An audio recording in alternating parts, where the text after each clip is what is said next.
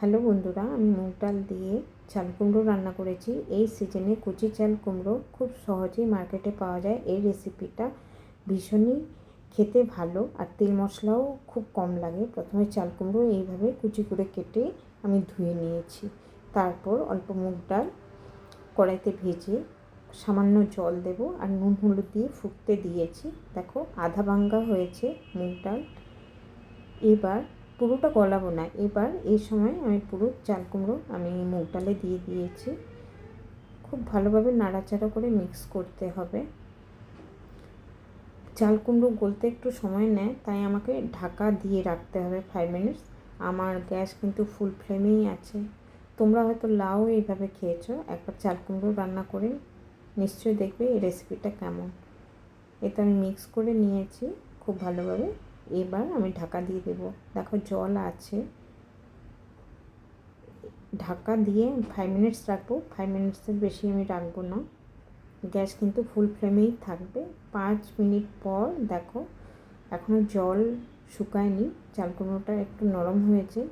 আমি ততক্ষণ নাড়াচাড়া করব যতক্ষণ না জল শুকিয়ে যায়। দেখো একটু পরেই হয়ে এসেছে, পুরো জল শুকিয়ে গেছে, চাল কুমড়োও নরম হয়ে গেছে। এখনও আমার কিন্তু আগুন জ্বলছে।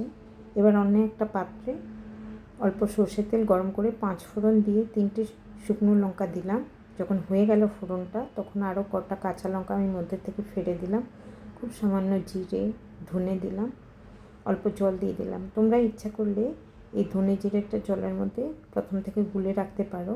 একটু মশলা কষানো হয়ে গেছে, আমি নাড়ছিলাম বারবার, আর একটু জল দিয়ে দিলাম। আমি গুলে রাখিনি বলে এইভাবে করেছি।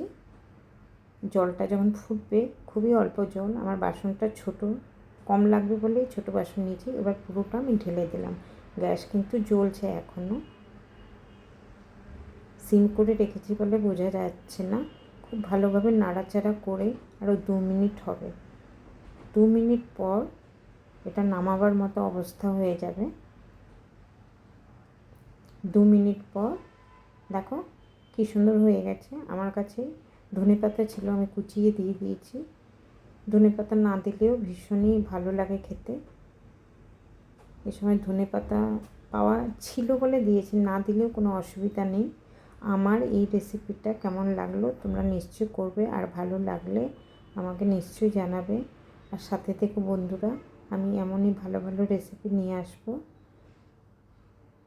বানিও, আর ভালো লাগলে লাইক কমেন্ট শেয়ার করো।